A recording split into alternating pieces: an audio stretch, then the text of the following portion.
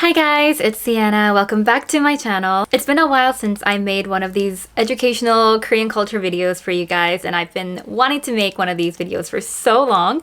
I was doing my research for a very long period of time because, as you know, it's me that films, edits, researches, and it takes a long time, but I have some really fun video ideas that I really want to post, so thank you guys so much for your patience. You might also notice that I changed my background today. I just wanted to change it up until I have a nice background set where I can film better quality videos. So I hope that this background isn't too distracting. Now, it's a common knowledge to pretty much everyone in the world that Korea is very passionate about our education. Especially after years of us doing remote learning because of the pandemic, a lot of parents are concerned that their child will not be able to follow along with the material that are taught in schools. So parents are spending more in private institutions and private educations outside of the mandatory schools in Korea. So with the cost of education rising, this has also been linked to a lot of parents being quite unhappy and also the decline of Korean birth rates, since there has been reported that there's been excessive spending, more than usual, on these private institutions and after-school activities. Since a young age, there's been a lot of focus and pressure in education among Korean students. There's always been a lot of pressure for Korean students to get the best results. I know that they don't do this anymore because I am old. I'm just kidding, I'm not that old, but there's been a lot of changes since I was in Korean school. I know that, but back then, when I was in school, when I was attending Korean school, I remember the teacher used to make the student who got the best results on the test stand up, and also whoever got the lowest score in the test stand up. And they would also call out the number 1 score, number 2 score, number 3 score students. They would just stand up and they would just kind of look around each other just to see. I guess this is supposed to be motivation for the students to be able to put a face on whoever is doing the best, who's catching up to me, who I need to catch up to. And for the person that got the lowest score, for them to, I don't know, maybe, they feel a bit ashamed, so they want to try harder next time. I remember I used to dread this moment every single time. I'm so glad that they don't do this anymore, but it just goes to show that it has always been very competitive. Like, the environment in your classroom is very competitive. And even though they don't practice this anymore, thankfully, I'm sure that, the competitiveness in Korean schools are still there, especially for high school students. On the 3rd year of their high school, this is the most important time of their lives, and everyone will say this is the most important time in your life to get into a good university, and it's just really going to map out your future. So there's a lot of pressure on students to study day and night, day after day, no weekends off, for at least a year or two to get into the top universities in Korea. I know that I would not have survived this because my mental health was already declining in high school. So I know that I wouldn't have been able to keep up at all. Even after we graduate from high school, the competition still continues on into our adult lives. We still have to try to get the best position in a really good company, and that is also a very competitive market. From a young age all the way until their youth, Koreans will strive to get the best results and compete with one another in a very competitive and stressful environment. So at any point, if we feel like we're falling behind and we're not reaching that goal that we have for ourselves, we feel a lot of loss and frustration within ourselves because we have worked so hard to achieve what we wanted. There are many studies and reports online that show that a lot of Koreans are not very happy in our lives, and experts will also equate that with this type of competitiveness in our society. We are continuously trying to find our own happiness and trying to find who we are in our world. Especially for young students, they're so used to linking their self-worth and validation to their grade reports at school or test results at school. Obedience to authority is also highly enforced at schools, especially after the tragic Seoul ferry incident. A lot of people have been speaking up that there needs to be changes in the Korean education system because young students are just so used to obeying whatever elders say around us, even when we feel like we need to speak up. I remember when I attended school, I don't know if they still have this anymore, but I remember some student bodies would line up outside of the school, and they would usually be upperclassmen students, and they would check on whoever was coming into the school in the mornings, and they would check if their uniform, they were wearing it right, if their hair was appropriate, if the shoes were appropriate, if they didn't have any jewelry or makeup. And I remember every single morning I would be so terrified of the upperclassmen, and a lot of the times I was caught because I honestly didn't care too much about obeying the rules. They would call my name and I would get called to the teacher's office, and they would put marks off from my student reports, and that really never bothered me because I was in middle school, so I wasn't even thinking about college. But I remember it would make a lot of other students cry because they were just so frustrated that maybe they just didn't get a haircut that day and their hair was longer by like 5 centimeters, or they wanted to look cute. I don't know. So they shortened their skirt and then they got in trouble for that. So authority and obedience is heavily enforced. So how stressful is the Korean education environment? I'm sure many of you have watched the popular K-drama that came out many years ago called Sky Castle.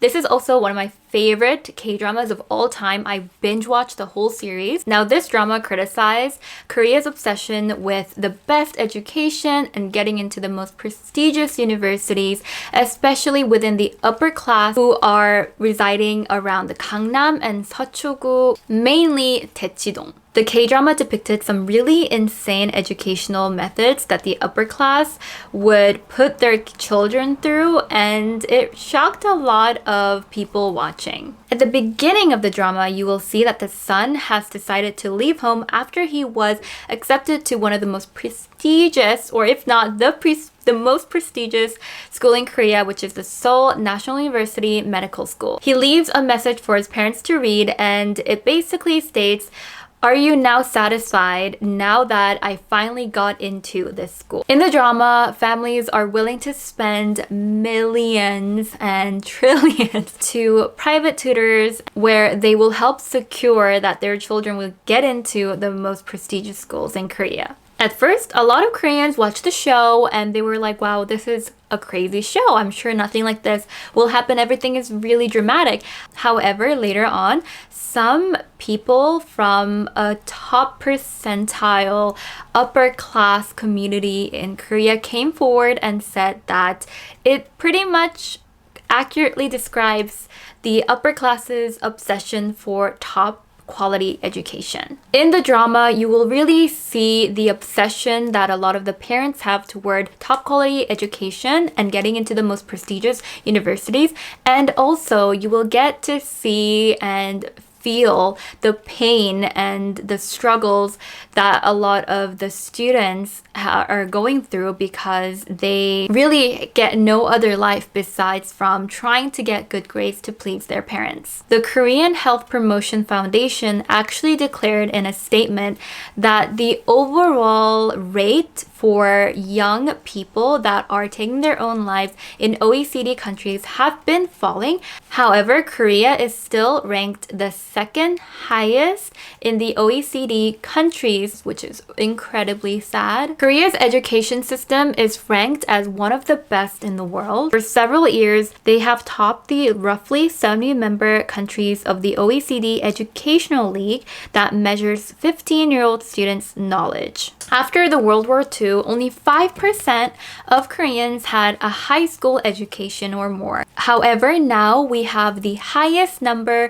of students that have high school diplomas, and also is leading the Higher Educational League, which is considered to be somewhat of an educational miracle. So let's dive a little bit into the history of Korean education. During the Joseon Dynasty, having students pass the civil service examination administered by the royal court was seen as a sure way to ensure social and material success for not only them but for the entire family. The late Professor Edward Wagner at Harvard noted that even then, a form of private education persisted, with candidates taking years of lessons to prepare for the exam and wealthier families splurging on private lessons. The Joseon Dynasty was from 1392 to 1910. It's crazy that was so many years ago, but at the same time, it kind of shaped the way into how we kind of view education these days as well. So now let's look at what type of educational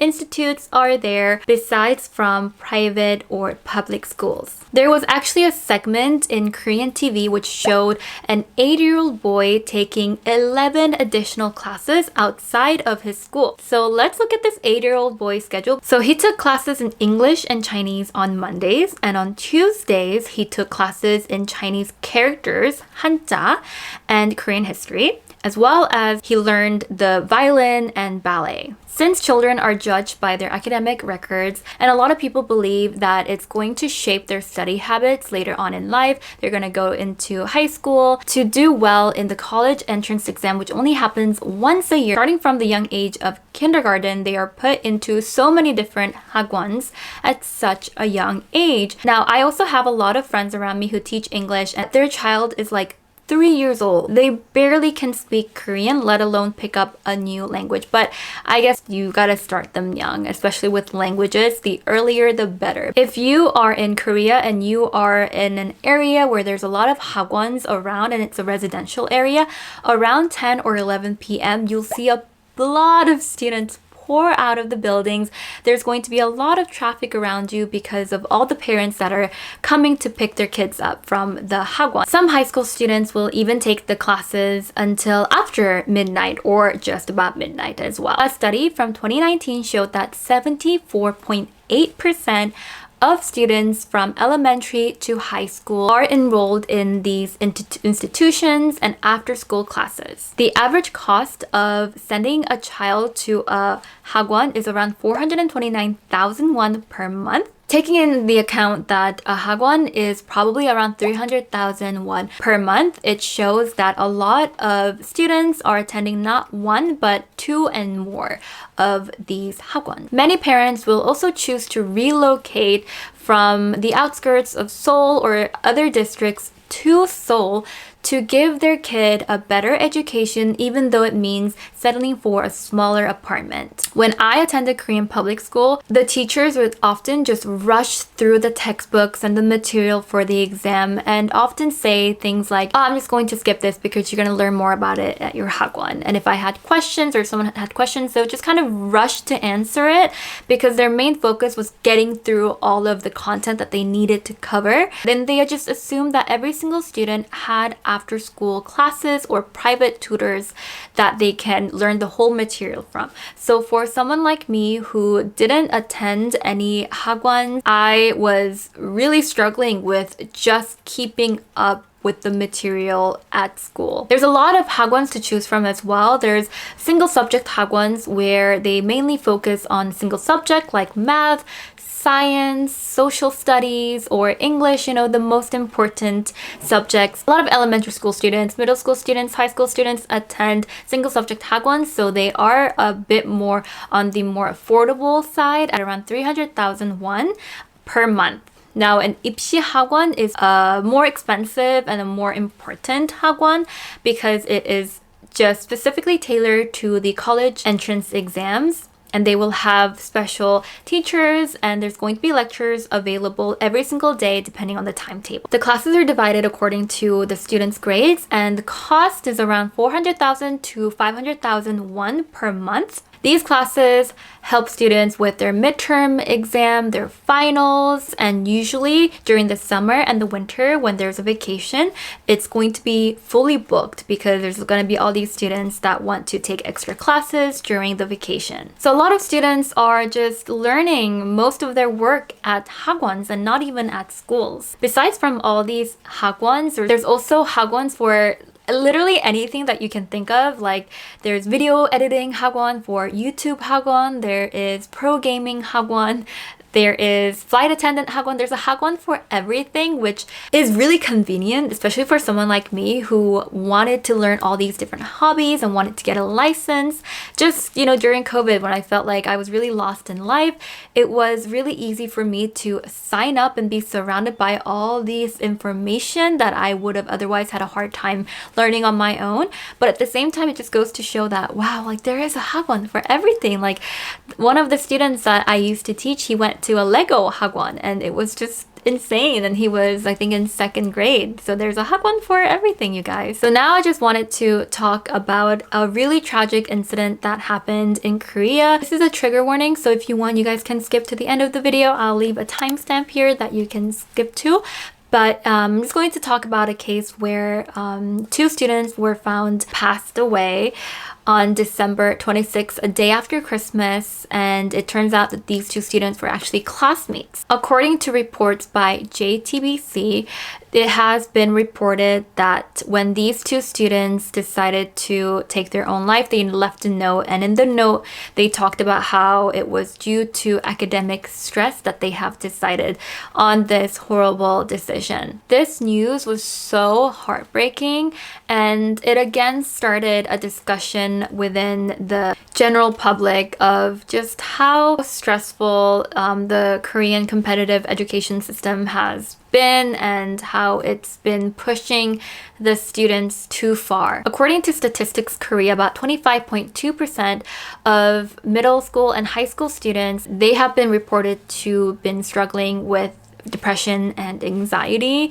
and the numbers are quite alarming. In a lot of the comments that I see when it comes to posts like this and news articles like this, I think the comment section is always torn between the two of some people saying that the Korean education system needs to change. Going into the top universities is really not the most important thing in life, and at the end of the day, we need to remember that high school students, middle school students are also kids as well. They're not just robots that are made to study. You don't want their lives to be just filled with studying and stress at such a young age, and they get into the universities and then they realize that they have no idea who they are because they've never had the time to spend on themselves to realize what they wanted to do with their lives and what they like doing. There's also another section of people saying that they just kind of blame the parents for what happened. Like, we can't do anything about the competitive education system. It's not going to change overnight. So the parents just need to take better care of their children and see their limits and just check in on them and see how they're doing. So that's the 2 divided opinions. I would love to know what you guys think down in the comments below. It is a really sensitive subject. I think my personal opinion of this, and I want you to know that this is just my personal opinion, I just think that coming from 2 different cultures of have been attending a Korean public school and also being in an international school where my individuality was highly honored and I had wonderful teachers that really helped me tap into my creative side, who I wanted to be. I found that out in elementary school actually, because I had so much time after school to dance and sing and play with my friends and see what I wanted to do and have sleepovers, and I think that's really important to know and have that time at a young age and to have parents that can see, what your passions are. Having been to a Korean public school, I can make a whole separate video about that, but that was extremely traumatizing for me. Like I said, education was not my top priority at school. I was going through a lot of personal issues, and